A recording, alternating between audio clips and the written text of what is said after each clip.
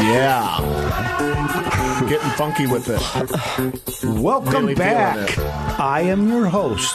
I am attorney Stephen Leahy, and I am joined today with my co-host Jimmy Leahy and our special guest Chuck Anton. Say hello, Mr. Anton. Hello, Mr. Anton. Again, I love it. At the last segment, you had a question you were asking about. Go ahead, ask it again. The question was, we were talking about the debates a little bit, and I wondered what your take, and yours too, Jimmy, on Donald Trump might be. Why is he doing so well when he appears to be so uneducated about what's going on for real? Well, I think that kind of goes back to what we were just talking about with Obama when I played that clip about Obama and that, they don't seem to know. But how did he become president? All these platitudes, I'm going to, what are you going to do? I'm going to make it better. How are you going to do that? You're just going to work hard. Yeah. It's like I don't have to have answers because people are kind of buying into what I'm saying. Mm-hmm. And my own opinion is I think that they all do that. And I don't think that's a Trump phenomenon. But it's more that he's... I'm not, as I mentioned, I'm not a big Trump fan. Although the more that people hate him, the more I seem to like him. Why? Because I don't know why. Maybe that's his appeal. Yeah. And that now, does that mean I want him to be president? I don't think so. I'm a Ted Cruz guy myself. Well, for me, I am. I'm a Ted. I still am a Ted Cruz guy. Well, anyway, the reason why even after the last debate, and I was at that event, and actually we heard last. I know. Time. So actually, the biggest rounds of applause were for Ted Cruz and also Carly when she did that. Okay. Well, the reason why I guess I'm kind of. I look at Trump and I don't starting to kind of like the guys because he's, like young guys like me. I'm about 24 years old, but there's a lot of kids within my generation that we're sick and tired of looking at these politicians every time just smiling and nodding and looking at you and just the cookie cutter kind of person where it's just the same thing, just its party platform. He's actually coming out saying, I'm sick of this.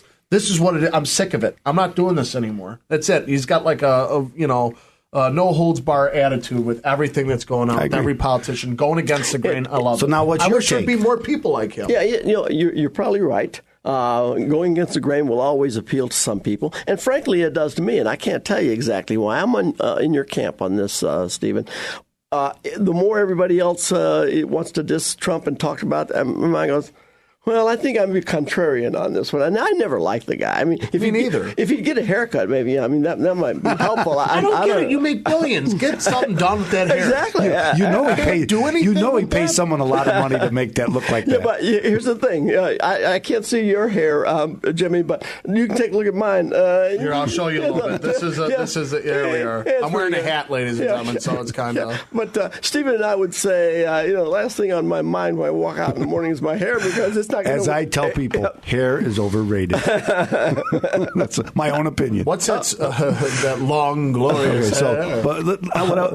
We got into the Trump. So now I want to talk to Mr. Anton, and I always call him Mr. Anton because he was a client of mine, and he's open about that. And I asked, and so I wanted to first talk about his background and where he comes from. So tell us a little bit about yourself. I'm in the home improvement business, have been for about 35 years, have not been employed by anybody other than myself for all that time. We have a concept in our businesses based on incentive-based pay.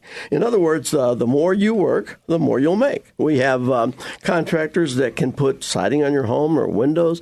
We're a big painting contractor in the suburbs.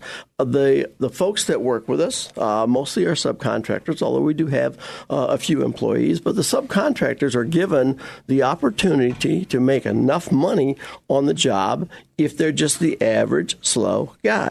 But if they want to really crank it up, the dollar payout is the same. So we have some guys, and this is no illusion, that can make $2,500 to $3,000 a week. Now they're working 6 or 7 days, and they start early and go home. Yeah, late. So, yeah. But this is where you are today. What I want to talk about is first I want to talk about where you were before, because you were doing home improvement, but then you started being more of a consultant, weren't you? Exactly. I consulted for 5 major window manufacturers. I wrote articles and I was columnist for some of the magazines, and we were in pretty good shape. We lived in $1 million house, and we drove Mercedes, and we were doing pretty well. You did a lot of speaking engagements, did you? I did also. So you went around the country and you spoke a lot of DIY stuff? Yeah, we done. Yeah, it's the do-it-yourselfer market was big in the home improvement field back then. And it's even bigger now. I got to the point, though, where, and we were just chatting about this, I believe my biggest concern was I drank my own Kool-Aid. I mean, you get to the point where you're an expert.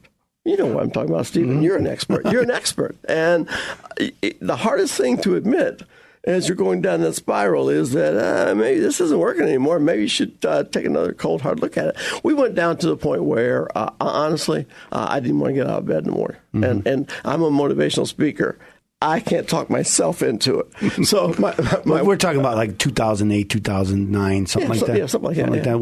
When the proverbial hit the fan. Exactly. Yeah. And everybody started, especially home improvement, because everybody stopped building, everybody stopped doing everything. There was no financing, yeah. So then it kind of it seemed to happen overnight. Yeah. That crash was made to take down the home improvement industry because the derivatives were based on second mortgage loans and bad loans were being made and so on.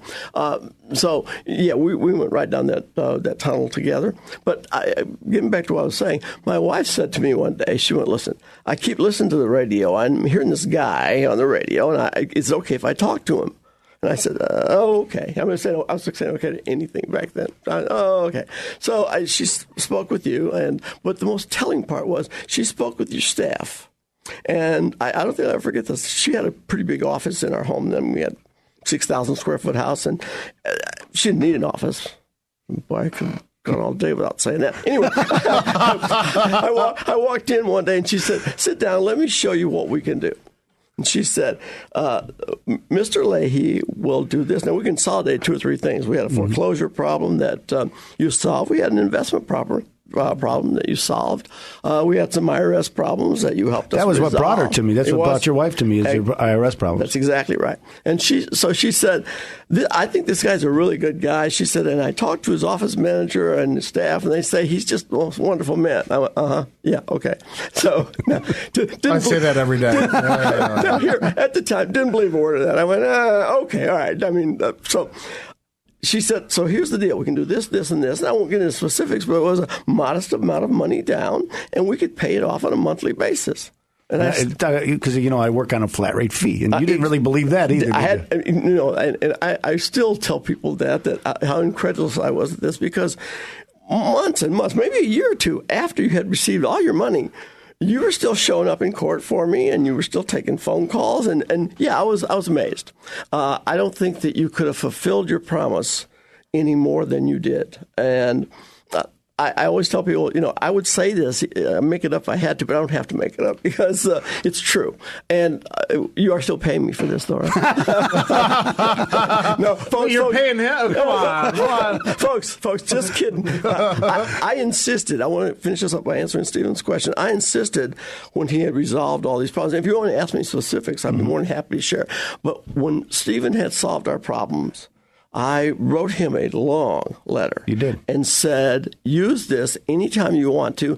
Put my name, my address, and my phone number on if you would like to. I think that's one of the most amazing things is that you're sitting here today and you're telling people what your name is. Because I help a lot of people. A lot of people I help are in financial, they help people in finances and things, and they're having their own problems. Sure. And they don't want to admit that they had a problem. Yeah. And it's the hardest thing. And a lot of people, you'll find out that your own family is having a problem. They won't tell you. Yeah, exactly. So I give you a lot of credit for coming forward, and I appreciate it so much that we could put a face to the name and to the people that we do help. Well, here's the thing, Stephen, and I wrote this in the letter.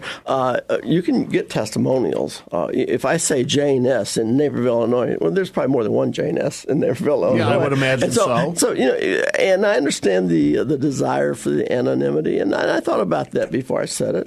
But I ended up with this as a conviction. If I don't put my name to it, then I'm not real. So anybody can call me and talk to me about it. So. Well, I appreciate that, and you can call me too if you're having a problem. You should give me a call, and you can call me at 312-664-6649, and I'll answer your questions. Or visit us on the web at chicagotaxteam.com. Ladies and gentlemen, as you just heard, he can't help you if you don't call him. So make sure you give him a call at what's your phone number? 312-664-6649. That's right. We'll be right back after this commercial break here on AM 560. The answer.